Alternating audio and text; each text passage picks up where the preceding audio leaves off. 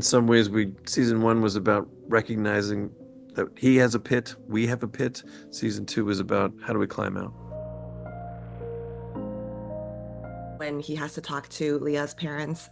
And I was really struck by how that scene was filmed and the camera doesn't, even go into the room. So what were your conversations like with John and Scott about how you wanted to portray that scene? At that point, we've now removed all the bearing walls from this man's life. We've taken both of his, twin pillars of Collins and Langdon. We've taken them away from him. His relationship to Jake, which is his only familial tie and only anchoring relationship, and that we've severed that too. And his trusty mate in Dana has been assaulted, and now she's thinking that she doesn't want to come back anymore. And now he's got to go and face the parents of the girl that he couldn't save.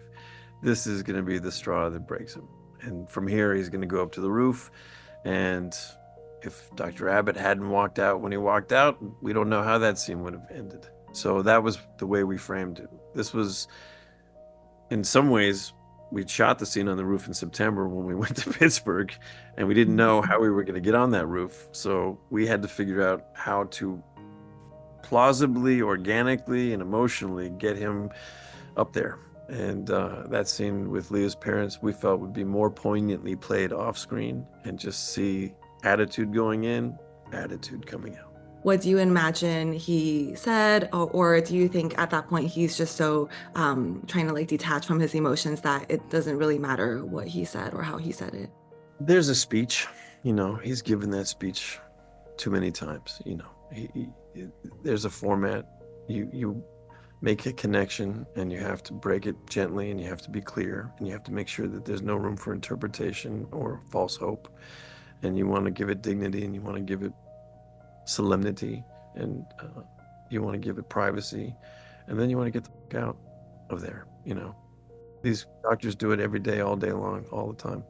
This one, for obvious circuit reasons, was harder to do, cost him more to do, and proved ultimately debilitating to do. But he's so practiced at it that I don't think that was the hard part. The hard part is leaving the room and having to go back out onto the floor.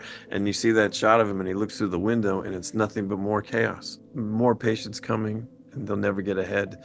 And it's that sense of futility that really defines the moral injury that a lot of our practitioners work under, which is this sort of, it's all Sisyphean task. They can't get this boulder up the hill. It won't go up. It's not built to go up. You're in my spot. You don't casually go and stand on the edge of a roof. He didn't go out there for a breath of fresh air.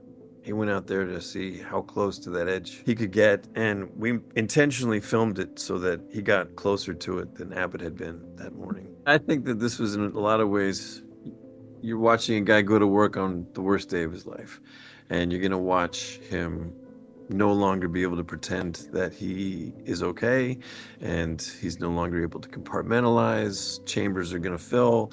He's going to crash. Then he's going to get up and go home and no longer be able to lie to himself that he is okay.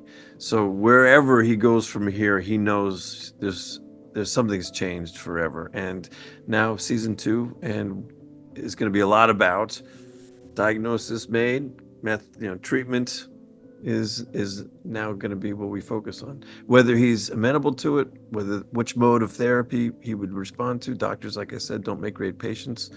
But I think in some ways season 1 was about recognizing that he has a pit, we have a pit.